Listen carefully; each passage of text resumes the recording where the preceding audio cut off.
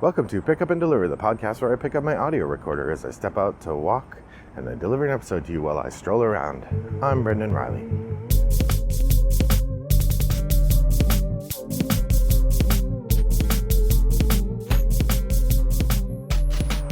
Well, good morning, listeners. It's a lovely day here in suburban Chicago. The sun is out. It's muggy, getting muggier by the minute, but I should be home before it gets too unpleasant. And then I'm going to spend a day doing work. Woo-woo. I went to the library to drop off some books, and now I'm on my way home, and it's going to be nice to chat with you while I'm doing that. As I mentioned last episode, this was Gencon week. We just wrapped up yesterday, and I came home, and so I thought I would share some highlights from Gencon. First off, I'll share what I got.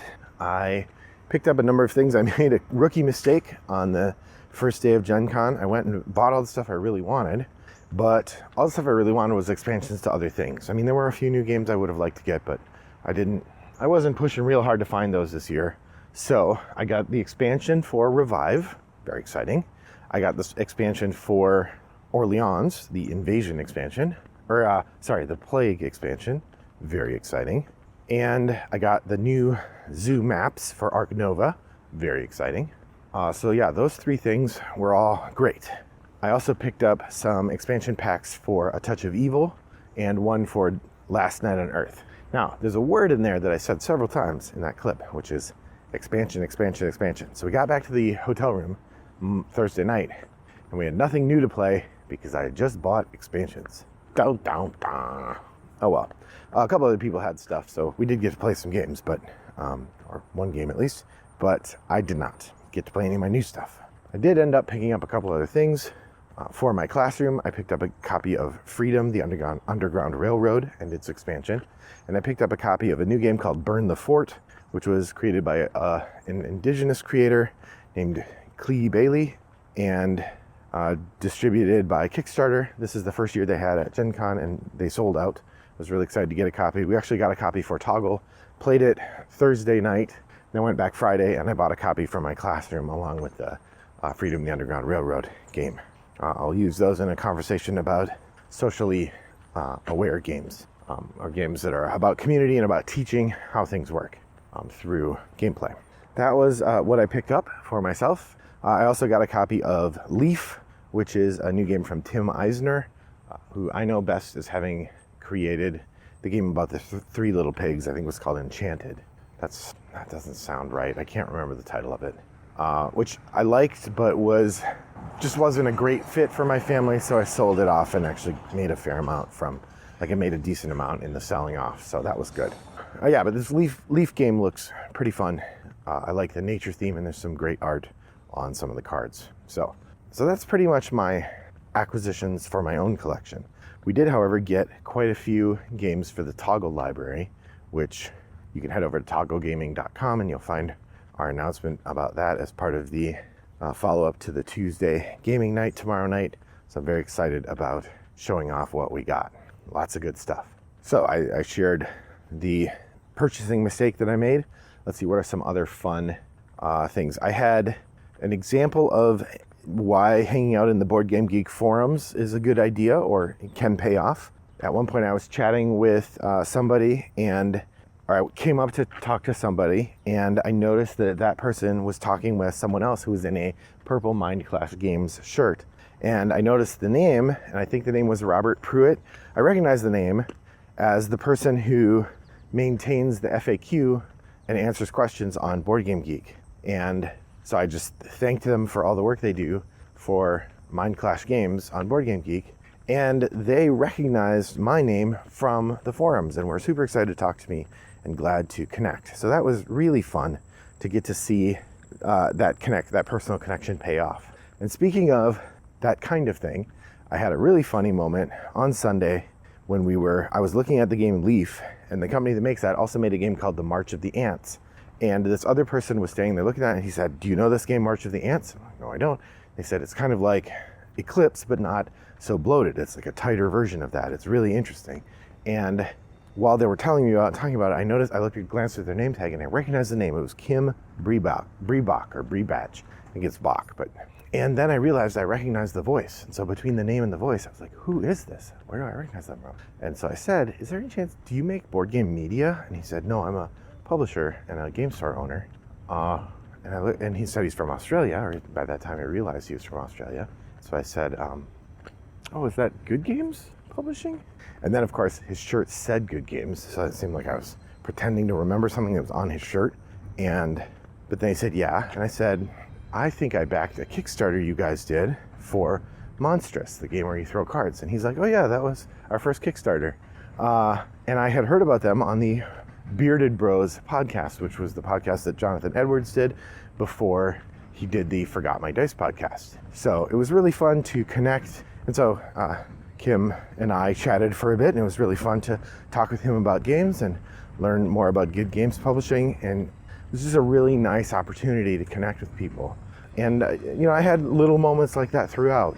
I also had a nice rapport going with Billy at the Colossal Games booth about the expansion to Revive, which I had needled him a little bit about last year, trying to get him to sell it to me. It was pretty funny. So it was nice to see him again and to get the opportunity to connect with them. So it was a really fun networking con. I saw a lot of people. I saw a couple of people from TikTok that I know. Hello to anybody who's listening there.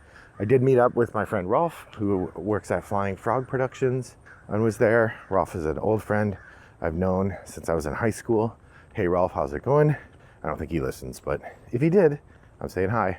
And I also met Gavin, who is in the role-playing group that Rolf runs. Gavin is local, but we all play over Zoom, and so I know some folks from there. I saw Gavin working one of the Flying Frog tables, and I said to myself, hey, if his face were in a tiny square on my computer screen, I'd know who that is. I bet that's Gavin. And it was. So really fun con. Got a chance to meet lots of interesting people at the XYZ Game Labs booth, selling copies of Arch Rivals and occasionally Bigfoot. So yeah, it was a really nice con in terms of meeting people and getting to know them. So excited to share that with you. I guess I'll take a moment to talk about new games I played. These will all come up in a future Board Game Espresso episode, I'm sure. But like I said, we played the game Burn the Fort, which I thought was pretty great. We played, I got to try out ART Project, and the person who did the demo for us was Sam Healy, who used to be on the Dice Tower, and I'm not sure if I think he has his own YouTube channel now, actually. And I've always thought he was a kind of a fun character, so it was kind of neat to meet him in person. That's a game by The Op, I think. I got to try Aqua, and Aqua is designed by Dan and Tristan Halstead. Dan Halstead is one of the former hosts of the podcast of Nonsensical Gamers, and I know him I met him once at Origins 2017, so that was really neat to get to play his game. I thought it was okay, a little more abstracted than I generally like. It seems to fit the kind of game he really likes. Baron Park I like with the theme and the way the tiles work and stuff, but looking at the games he's designed, I've played Bees, and now I've played Aqua, and both of them have this sort of simple play, almost abstract feel to them, varying scoring conditions, so you're constantly trying to fight between multiple things that might score and manage that.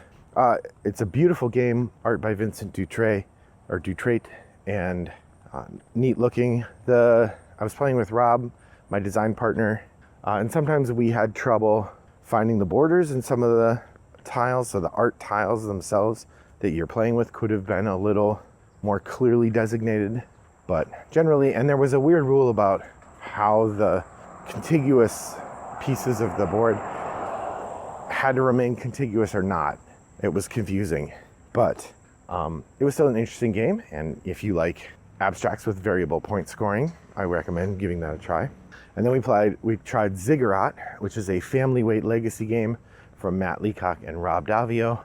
The game has a kind of sepia toned feel with some pastel colors, and in it you are members of a village, and you have a huge magical ziggurat near your village that is like waking up. It's been dormant for centuries and now it's waking up, and you are chosen by your village to go explore the ziggurat.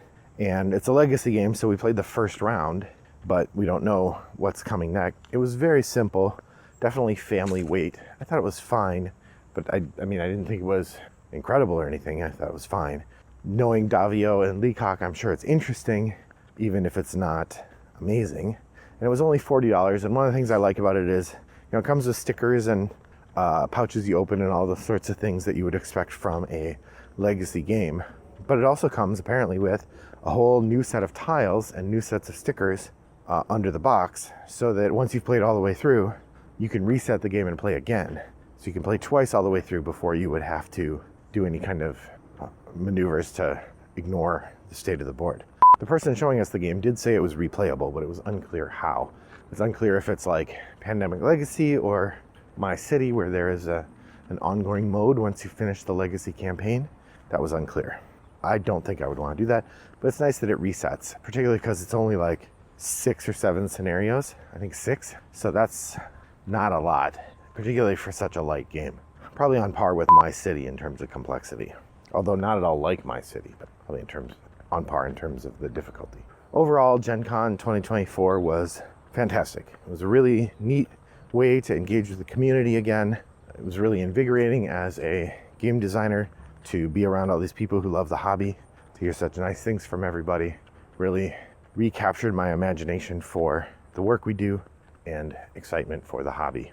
So I'm curious, did you go to Gen Con 2024? If so, what did you see?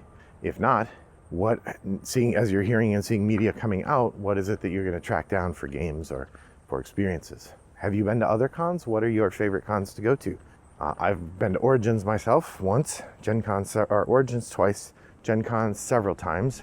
Actually, I've only been to Origins once. I've been to Gen Con several times. I've been to a couple local cons that are fun, and generally otherwise haven't been to that many. So I'd love to hear which cons you like to go to and which ones you think I should go to if somehow I became independently wealthy and could go to as many cons as I want. All right, in that regard, thanks for joining me on my walk today. I hope that your next walk is as pleasant as mine was. Bye-bye.